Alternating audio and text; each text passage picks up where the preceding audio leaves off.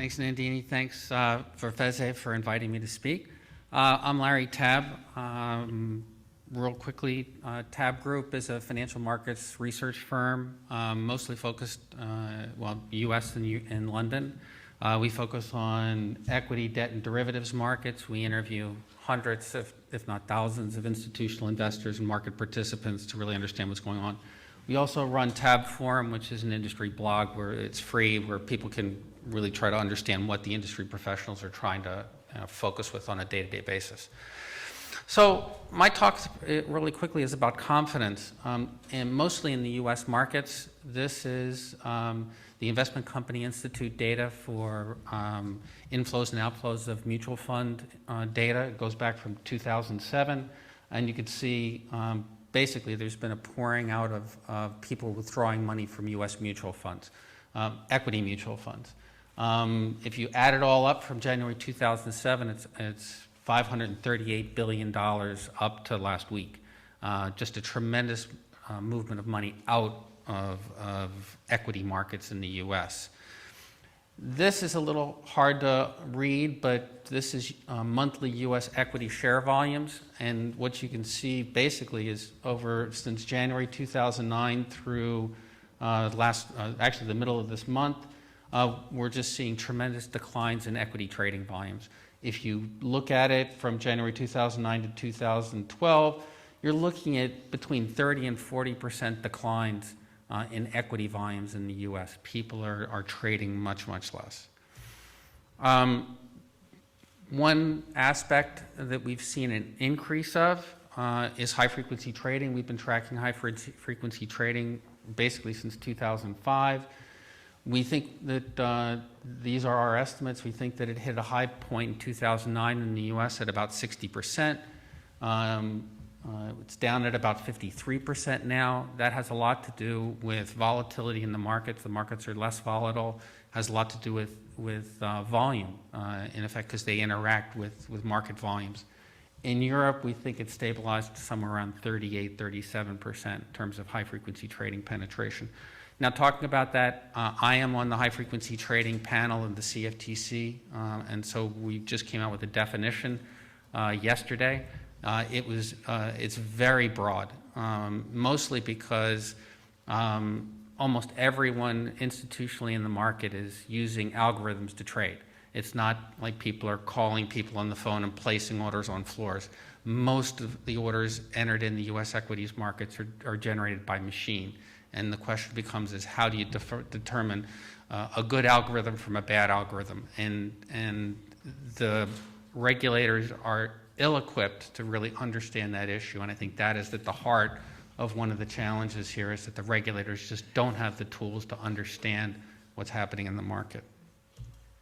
The other major issue that I think that, to a certain extent is out in the press a significant amount, and probably should be, it's a big topic, certainly in FESE, is the amount of internalization. This is in the U.S. market. The blue line at the bottom are dark pools. These are basically automated internalization markets, BCNs, as they're called under MiFID. We're now in the 13% realm in terms of BCNs. The bigger issue, to a certain extent, is internalization. And internalization is now, it dropped off last month, but it's almost 20%, 19%. Last month it dropped down to 16 or 17%. And the total non-displayed liquidity is around a third. Again, it dropped down a little bit last month to a little bit below 30%. So a tremendous amount of share volume is being traded off exchange. Now, there's a number of regulatory initiatives focused on this, and I'll talk about this a couple minutes later, is that I'm not sure that regulating HFT, and we probably need more insight into HFT and internalization, but these are a byproduct of market structure. These are not causing challenges in the market. These are reactions to the market structure, and we need to be careful in terms of regulating. If we regulate this too much, the market will morph in other directions.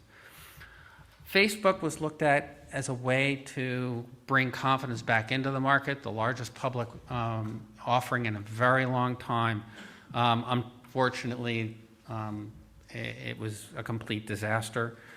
Problems with the float, issues with technology, issues with information dissemination. The stock price didn't perform adequately, and I think a lot of really bad press. Stock price has been up a little bit in the last couple of weeks. We're up to around 31.5, but we're still nowhere near 38 or 42, the initial offering price. And because of this, not only are investors leaving the market, we're also seeing companies leave the market. And this is WFE data, a little bit interpolated because of issues with reporting. But generally, the high point in terms of U.S. public companies was reached in around 2007 or 1997 with about 9,000 U.S. publicly traded companies. We're down now as of April, down to about 4,992 companies. We're off about 44% of publicly traded companies. And to a certain extent, we're seeing, as I said, a crisis of confidence. Now the question is this a byproduct, or is this the tail, or is this the dog? And the issues are, to a certain extent, this is a reaction to what's happening in the greater world. It's a reaction to the governments are creating tremendous macro challenges. No need to talk to you about what's going on in Europe.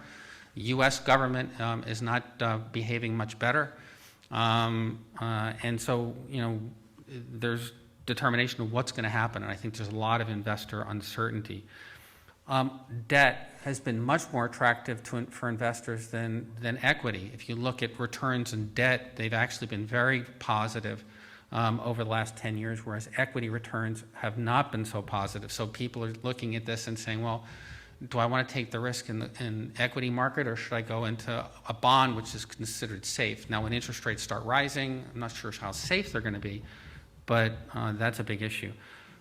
Companies, from the standpoint of issuance, is a very big issue.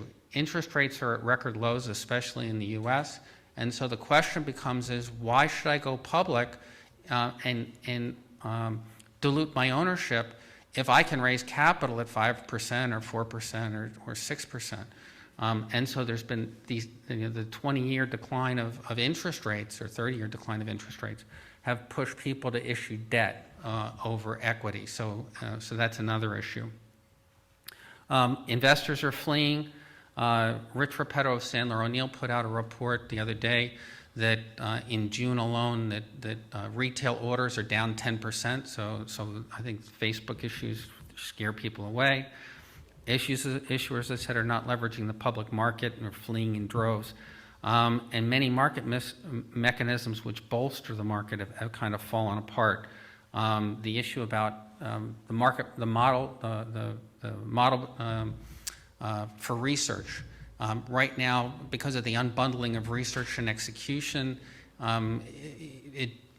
there's no incentives to create research for small and mid-sized companies, SMEs. Very few people are writing research on SMEs. Market making, while market efficiency has been, and HFT has improved market efficiency for the best names, for the most liquid names, the issues around small and medium-sized enterprises, the SME markets, have been actually falling apart. And so the issue is that there's no incentives for making markets in small and medium-sized companies. It gets back to the issue around OTC markets that was discussed by the first presenter, that in markets where they're very illiquid, becomes very hard to provide liquidity and make sure that you have an active marketplace when there's very, very little buyers and sellers. And that's been happening in the equities markets as well, in terms of market fairness as well. Congress just stepped in yesterday, for those who didn't see it. Darrell Issa, the head of the House Financial Services Committee, just wrote a letter to the SEC asking them to look into Facebook. They're asking them to review the IPO process, looking at Facebook as an IPO as a threat to market confidence.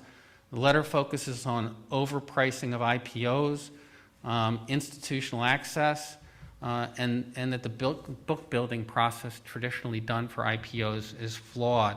And there was a recommendation to look towards the Dutch auction process for opening up IPOs, which would be very interesting. So, in concluding, and we'll go back to the panel discussion, I think we need to rethink market regulation. And by rethinking market regulation, I'm not necessarily sure we need to, there's just a tremendous abundance of market regulation, and each of those regulations will have an impact on how the market operates, and especially we have to think about how capital is formulated market capital formation. The markets, to a certain extent, may be actually too efficient. There needs to be, when you start unbundling the cross subsidies between highly liquid stocks and less liquid stocks, problems occur. And the issue is that these smaller companies don't have enough liquidity in them to create any incentives to write research, any incentives to support these, the prices of these public companies, and can create challenges. As I said earlier, I think high-frequency trading and dark pools are not necessarily to blame. They are a response to what's happened in technology, as well as what's happened with market structure as well. And so I think the big challenge with this is that the regulators don't have the ability to put all these pieces back together. The other big issue here also is capital. And if we're going to have tremendous scrutiny on things like the whale trade from JP Morgan, the banks are going to take less risk. Basel III is increasing capital charges on banks. So the question becomes is who's going to make these markets? And what we're winding up doing by putting all these capital charges on is actually the market making process and the risk transfer process will migrate from the banks to hedge funds and to proprietary trading shops. And we need to be careful that we make sure that we understand how that works. And so the other issue is, especially in this environment, we need to think, especially in terms of jobs, we need to think more about fostering public and fledgling companies, and to a certain extent, less about secondary trading. And so while everything Congress says about the IPO process is absolutely true, where they're trying to push this seems to be the Dutch auction process, and that's been around for over a decade, and only 22 companies have actually used it. So we need to be careful about pushing, again, even though the IPO process is flawed, the question then becomes is why have only 22 people or companies employed this process to go public? So I'll go back to the panel, and I want to thank you.